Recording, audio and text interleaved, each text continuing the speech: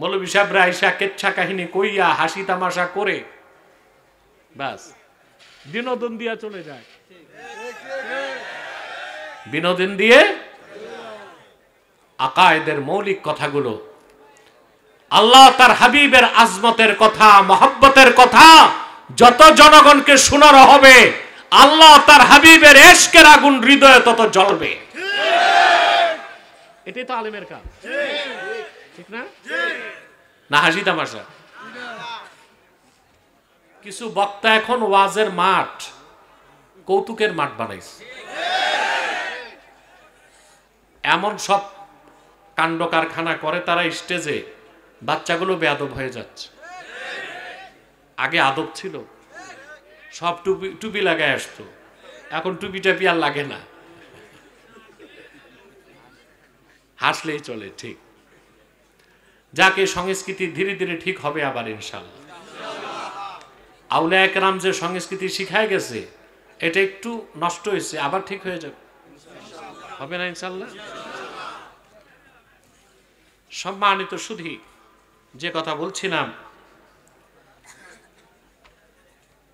আল্লাহ বললেন তোমরা প্রাচুর্যের সাথে খাও, যা খুশি তা খাও, ওয়ালা তাকরাবা হাযিহি শাজারা, আর এই একটি বৃক্ষের কাছেও যেও না, যদি যাও ক্ষতিগ্রস্তদের কাতারে শামিল হয়ে যাবা।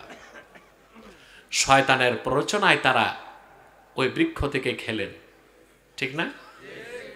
ইমাম কাস্তালানি 3টা রওয়ায়াত করেছেন, আনার ফল, আঙ্গুর কিংবা গম। কয়টা? 3টা রওয়ায়াত পাওয়া যায়, তার মানে একটা খাদ্য ছিল। আল্লাহ রাব্বুল আলামিন সঙ্গে সঙ্গে এই দুজনের জন্য জান্নাতকে হারাম করে দিলেন, আর ধমক দিয়া তাদেরকে বের করে দিলেন জান্নাত থেকে। ইমামে রাজি তাফসীর কবিরে লেখেন, আদম এবং হাওয়া দুজন দেখলেন তাদের পোশাক খুলে গেছে, উলঙ্গ হয়ে গেছেন, তারা লজ্জায় মস্তক নত হয়ে গেছে। হযরতে আদম তাৎক্ষণিক বেহেশতের 3 গাছের পাতা দিয়া তার সতর ঢেকে ফেললেন। তার দেখা দেখি স্ত্রীও 3 গাছের পাতা দিয়ে সতর ঢেকে ফেললেন। জান্নাতের দরজা খুলে গেল, আদমকে নামিয়ে দেওয়া হলো শ্রীলঙ্কায়, আর তার স্ত্রী হাওয়াকে সৌদি আরবের জেদ্দায়। হযরত হাওয়ার রওজা জেদ্দাতে আমি জিয়ারত করছি, জেদ্দা মিউনিসিপ্যালিটি কবরস্থানে, অনেক লম্বা কবর, মাথার কাছে লেখা আছে উম্মুনা হাওয়া, আমাদের মা হাওয়া এখানে শুয়ে আছেন। হযরত আদমের কবর কই? অধিক সংখ্যক মুহাদ্দিসের মতে মিনাতে, মসজিদুল খায়েফে, মসজিদুল খায়েফ, মসজিদ খায়েফ, এটা মিনাতে, যারা হজ করছেন তারা দেখছেন। এই যে আদম আলাইহিস সালাম নামলেন, সতর ঢাকছিলেন কি দিয়ে? 3 গাছের পাতা দিয়ে লজ্জাস্থান ঢাকছেন। এই জন্য আল্লাহর কাছে আল্লাহ এই 3 গাছের দাম বাড়ায় দিয়েছেন, আর কোরআন কারীমে সেই ইতিহাসকে অবিস্মরণীয় করে দেওয়ার জন্য 3-এর কসম করছেন। সুবহানাল্লাহ। এরপর ওয়াজ-জাইতুন, আল্লাহ জাইতুনের কসম করেছেন। জাইতুনের কসম করার অন্যতম একটা কারণ হচ্ছে এই ফলটা অধিক সংখ্যক হয় তুর পাহাড়ে। ঠিক এরপর আল্লাহ আবার কসম করলেন ওয়া তুরি সিনিন, সিনিন মানে মুবারক, বরকতপূর্ণ তুর পাহাড়ের, বরকতপূর্ণ। আরবিতে পাহাড় 2টা নাম, পাহাড়ের কয়টা নাম? একটা হচ্ছে তুর, আম্মাল জাবাল আল্লাযী ফীহি আশজার ফাহুয়া তুর, যে পাহাড়ে প্রচুর গাছপালা থাকে ওইটাকে আরবিতে বলা হয় তুর। আর যেই পাহাড়ে কোনো গাছপালা থাকে না, শুধু পাথর আর মাটি, ওইটাকে বলা হয় জাবাল। কি বলা হয়?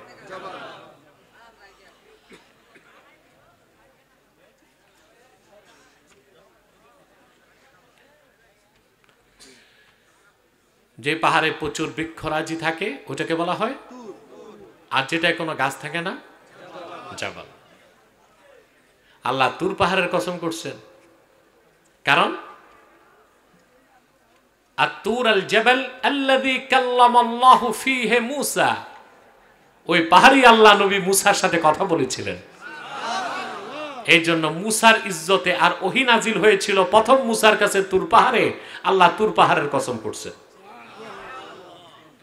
মূসা নবী বিয়ে করেছিলেন শুআয়ব আলাইহিস সালামের মেয়ে, ওনার শ্বশুর বাড়ি ছিল মাদিয়ান। কোথায়? ইতিহাসে বলা হয় মাদায়েন, কোরআন কারীমে আল্লাহ বলেছেন মাদিয়ান। আপনারা তো ঘটনা জানেন না, বিয়ের পর শ্বশুর বাড়িতে তিনি 8 বছর ছিলেন। আমরা শ্বশুর বাড়ি থাকলে বলে ঘর জামাই,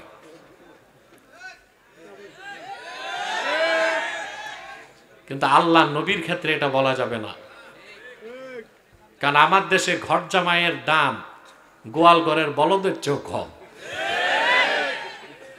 ঠিক না?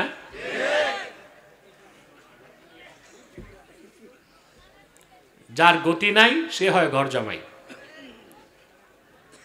মূসা নবী 8 বছর পরে স্ত্রী নিয়ে যখন মিশরের দিকে আসতে লাগলেন, স্ত্রী গর্ভবতী, প্রচন্ড কনকনে শীত, ঘন কালো রাত, স্ত্রীর বাচ্চা প্রসব হবে, ব্যথা শুরু।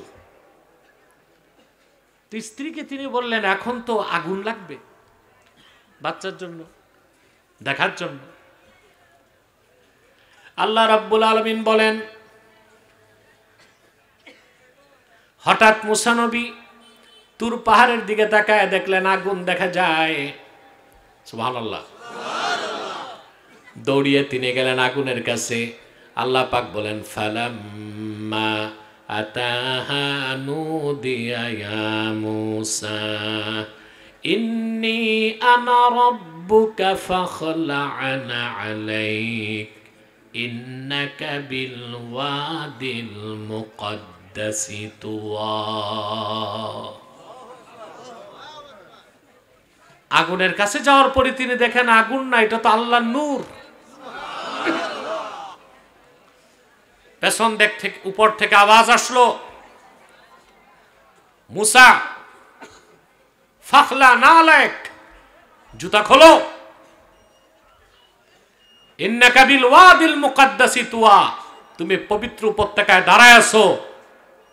ফাসতামি' লিমা ইউহা ইন্নানি আনাল্লাহু লা ইলাহা ইল্লা আনা ফা'বুদনি ওয়া আকিমিস সালাতা লিযিকরি। মূসা, তোমাকে যা ওয়াহি করা হয় তা মনোযোগ দিয়ে শোনো। নিশ্চয় আমি তো আল্লাহ, আমি ছাড়া কোনো মাবুদ নাই। ফাবুদনি, আমার ইবাদত করো, আর আমার শরণার্থে নামাজ প্রতিষ্ঠা করো। বলেন সুবহানাল্লাহ। শুরু হলো তুর পাহাড়ে ওহী নাজিল। মূসা নবী সেখানে 40 দিন অপেক্ষা করছেন। পরবর্তীতে তাওরাত কিতাব তিনি সেখানে পেয়েছেন। সুবহানাল্লাহ। এরপরে আল্লাহ কসম করলেন, ওয়া হাযাল বালাদিল আমিন, আর আমার নবী মুহাম্মদ সাল্লাল্লাহু আলাইহি সাল্লামের মাউলিদ আগমনের সুমহান পবিত্র স্থান, নিরাপত্তার নগরী মক্কার কসম। ঈমান দীপ্ত কণ্ঠে বলুন সুবহানাল্লাহ। আল্লাহ মক্কার কসম করছেন। সুবহানাল্লাহ। জাবালে তুরে তাওরাত নাজিল হয়েছিল বলেই পাহাড়টার দাম বেড়েছে। মূসা নবীর বাড়িতে তাওরাত যায় নাই, তাওরাত আসছে জবাল তুরে, মূসা সেখানে গেছে। ১৫০০ বছর আগে আমার নূর নবী মুহাম্মদ সাল্লাল্লাহু আলাইহি ওয়াসাল্লাম যেখানে গেছেন, ওহী আল্লাহর কোরআন সেখানে গেছে। সুবহানাল্লাহ। আল্লাহর হাবিব গারে হেরাতে গিয়েছেন, কোরআন সেখানে গেছে। তিনি মক্কায় গেলেন, কোরআন সেখানে। তিনি তায়েফ গেলেন, কোরআন সেখানে। তিনি মদিনা মুনাওয়ারায় গেলেন, কোরআন সেখানে। তিনি উহুদ গেলেন, বদর গেলেন, খন্দক গেলেন, তাবুক গেলেন। আমার নবী মুহাম্মদ সাল্লাল্লাহু আলাইহি ওয়াসাল্লাম ১৫০০ বছর আগে যেখানেই গেলেন জিবরিল কোরআন নিয়ে সেখানে গেল। বলেন সুবহানাল্লাহ। চিন্তা করেন এগুলো, এটি চিন্তা করেন না তুমি আশা? চিন্তা যে করবেন কেউ খোরাকও দেয় না। মৌলভী সাহেবরা আইসা কেচ্ছা কাহিনী কইয়া হাসি তামাশা করে বাস বিনোদন দিয়া চলে যায়। বিনোদন দিয়ে আকায়েদের মৌলিক কথাগুলো, আল্লাহ তার হাবিবের আজমতের কথা, মহব্বতের কথা যত জনগণকে শোনানো হবে, আল্লাহ তার হাবিবের ইশকের আগুন হৃদয়ে তত জ্বলবে। এটাই তো আলেমের কাজ, ঠিক না?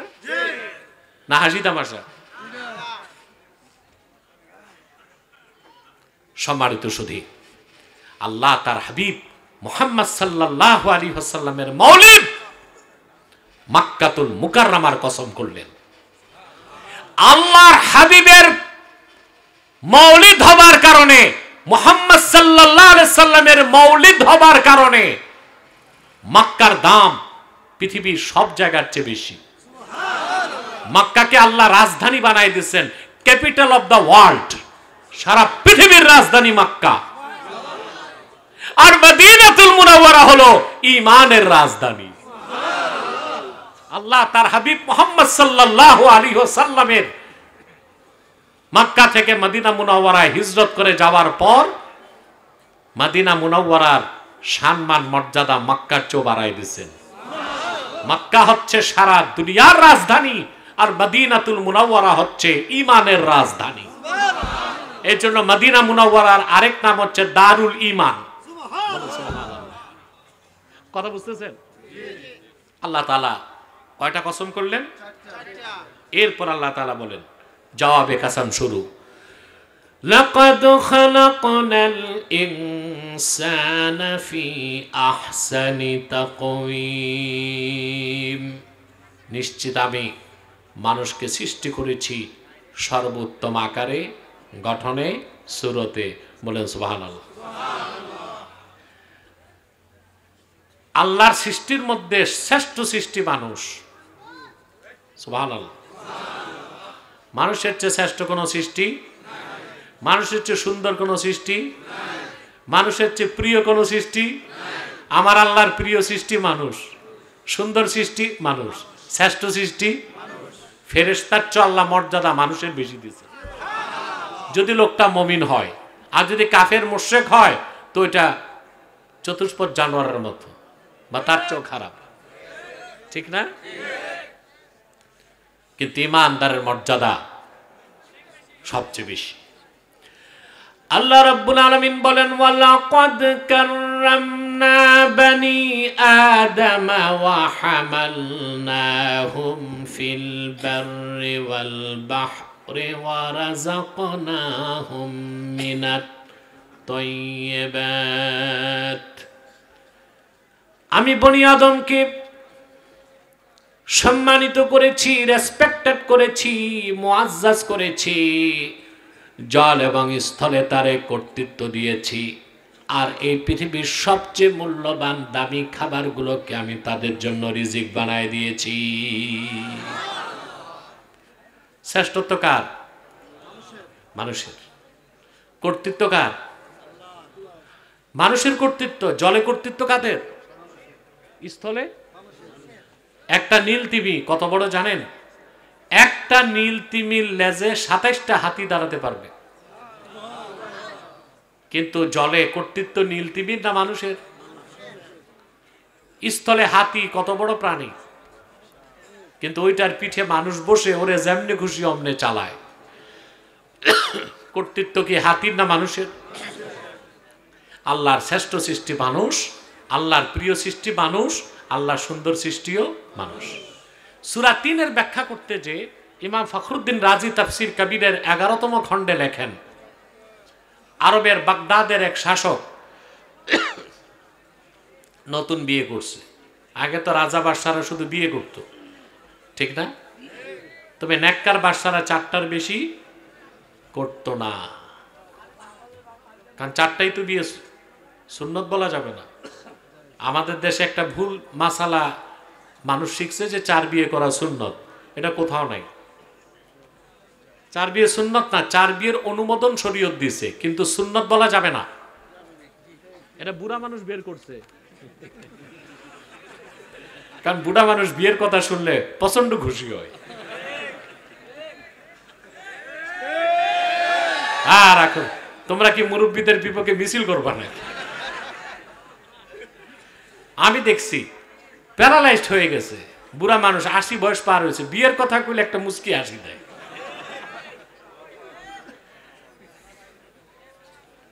4 বিয়ে সুন্নত নয়, জায়েজ। আপনিও করতে পারবেন যদি আপনার ইকোনমিক্যাল ক্যাপাবিলিটি আর বডি ফিটনেস ঠিক থাকে। একটাই তো সামলাইতে পারেন, 4টা কেমনে? আল্লাহ বলে দিয়েছেন অনুমোদন আছে। فانكحوا ما طاب لكم من النساء مثنى وثلاث ورباع وإن خفتم ألا تعدلوا فواحدة। তোমরা তোমাদের পছন্দের নারীদেরকে বিয়ে করো,